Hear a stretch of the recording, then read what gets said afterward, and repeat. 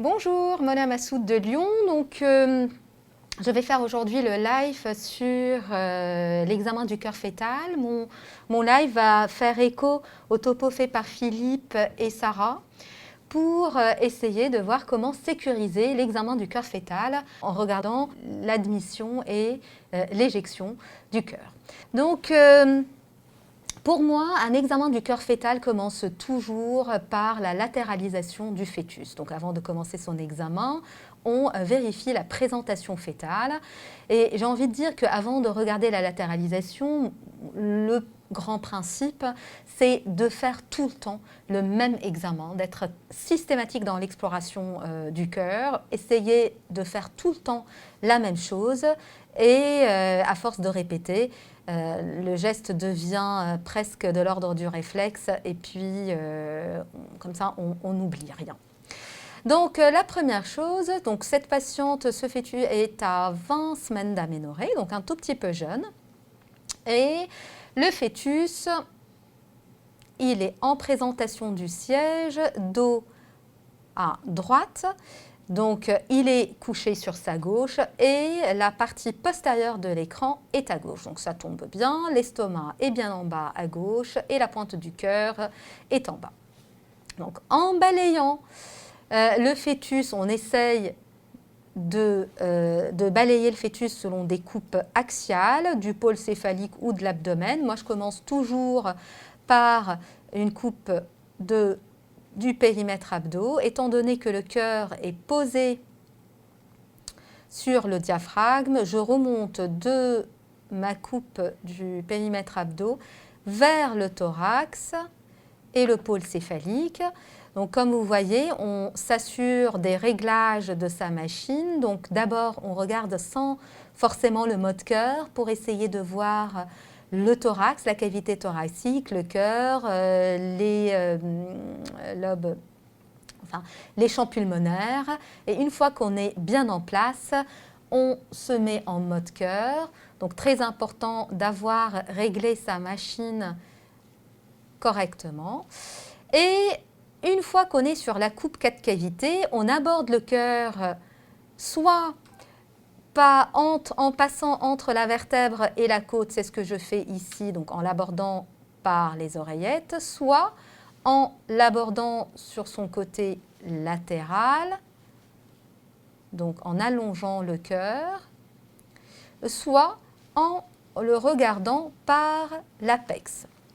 Donc il faut savoir tourner autour du fœtus afin d'avoir ce qu'on cherche à explorer. Donc là, le fœtus veut avoir le dos postérieur. Allez. Donc, je fais un abord apical.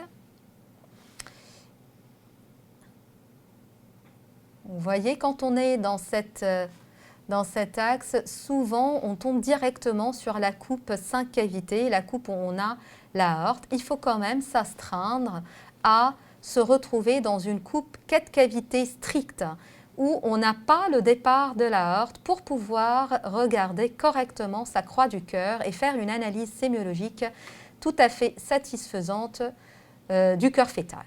Donc une fois qu'on est en place, qu'on a une coupe qui nous satisfait, on regarde le fonctionnement du cœur sur plusieurs battements, puis après on peut geler l'image afin d'analyser petit à petit les différentes parties. Donc on a dit que le bas de l'écran est à gauche et puis ce ventricule qui est en bas, il a bien une allure de ventricule gauche. Il a une paroi qui est fine, non trabeque. Ah, le bébé a bougé, mais c'est la vraie vie. Donc, hop.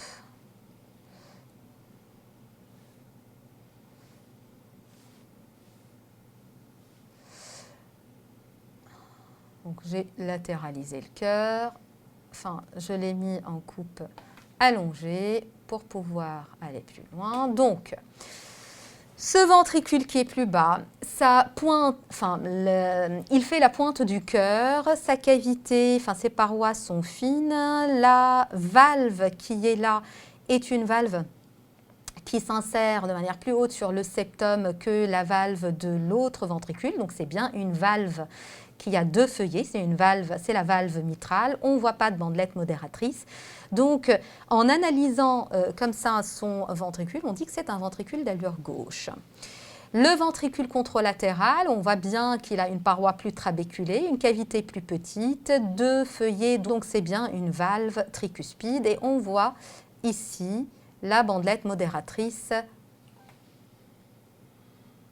Très bien, donc c'est bien un ventricule droit. Vous avez bien remarqué sur ces deux coupes 4 cavités qu'il y a un focus hyperéchogène sur un pilier de la valve mitrale. Ce focus, on le voyait presque mieux sur l'autre abord de la coupe 4 cavités, mais en regardant bien ce feuillet septal de la valve mitrale, on se rend compte qu'il y a un focus quasiment unique. Ce signe est sans conséquence s'il est isolé, avec un examen du cœur tout à fait normal. En face du ventricule droit, il faut qu'on vérifie la concordance atrio-ventriculaire. Cette oreillette, elle est bien ronde. On ne voit pas de veine s'aboucher dedans parce que les veines cave supérieure et inférieure ne sont pas dans ce plan de coupe. Donc, elle paraît bien lisse, bien ronde. C'est bien une oreillette droite.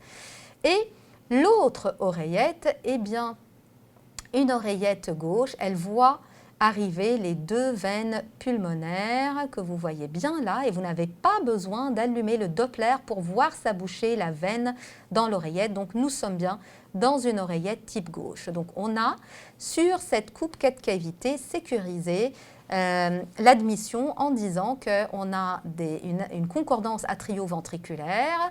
Le septum paraît très bien. Vous voyez bien là le septum interauriculaire avec le foramen ovale entre les deux oreillettes. Donc, et ne pas hésiter à tourner autour. Si vous avez un doute sur une image qui vous interpelle, vous tournez, vous faites une coupe à 90 degrés, vous allongez l'axe du cœur ou vous le verticalisez afin d'être sûr que vous n'êtes pas en train de créer un artefact. Une fois qu'on est sur cette coupe, on déroule le long du septum et on est sur la coupe long axe où on regarde la continuité septo-aortique. On a le septum qui est là et la continuité entre le ventricule gauche, le septum et l'aorte.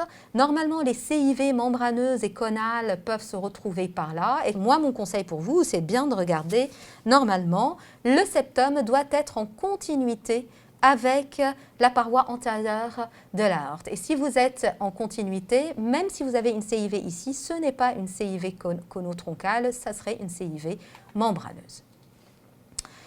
Donc, une fois qu'on est sur cette coupe long axe, qu'on a bien regardé son septum, vous voyez bien le jeu de la valve aortique, et c'est souvent ici au-dessus que le septum est très fin et qu'on peut créer des artefacts d'aspect de CIV alors qu'il n'y en a pas. Sur ce plan de coupe, vous visualisez très bien l'abouchement des veines pulmonaires dans l'oreillette gauche. On continue pour remonter le long du cœur et on se retrouve sur une coupe 3 vaisseaux où on a le canal artériel, l'aorte et la veine cave sup. Elle est intéressante parce qu'elle donne des informations sur l'alignement. Donc, il faut regarder l'alignement de ces 3 vaisseaux pour dire qu'ils croisent bien. Donc, chacun est bien à sa place.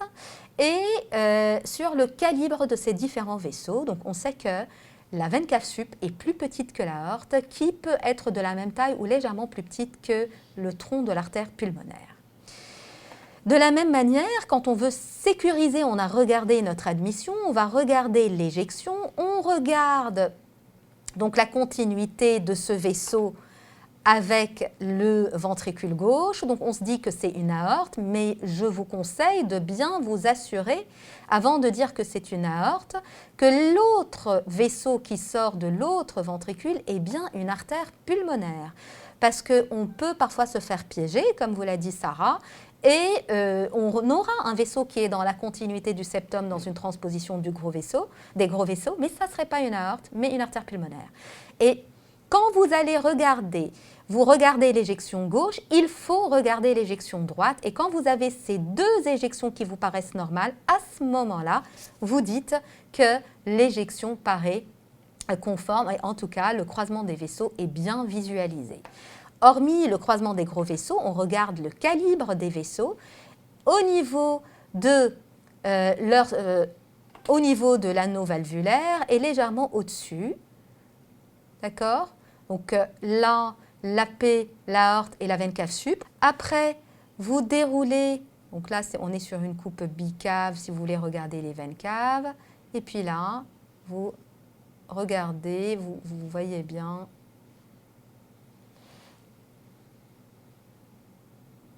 Donc là, on est sur le canal artériel. On voit bien qu'ici, on a le ventricule droit, le tronc de l'artère pulmonaire, le canal artériel qui s'abouche dans l'aorte descendante et un tout petit peu plus haut, on a l'aorte qui sort avec ses troncs supra-aortiques ici.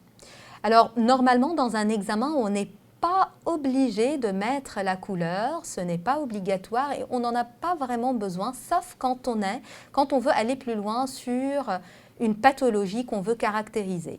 Au troisième trimestre, on a souvent une asymétrie qui est physiologique des ventricules. Si vraiment cette asymétrie vous interpelle, n'hésitez pas à mesurer les anneaux, ici, en diastole, et surtout vérifier la taille des vaisseaux, parce que la discordance atrio-ventriculaire, enfin pas la discordance de taille des gros vaisseaux et des ventricules peut faire suspecter un risque de coarctation postnatale. Et si ce doute persiste chez vous, vous adressez à la patiente pour un avis en cardiopédiatrie. Donc une fois qu'on a bien regardé ces quatre cavités, on remonte pour bien regarder son éjection avec l'aorte, artère pulmonaire, canal artériel, artère pulmonaire, canal artériel, branche droite de l'artère pulmonaire, aorte, veine cave sup.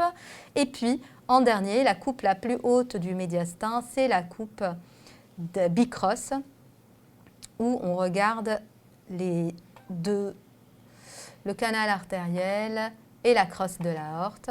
Donc là, on a vraiment une coupe avec un dos très postérieur. Moi, idéalement, je préfère explorer le cœur avec un dos latéralisé. Et si vous avez fait tout cela, normalement, vous n'êtes pas censé passer à côté d'une cardiopathie, en tout cas aux conséquences importantes pour le fœtus.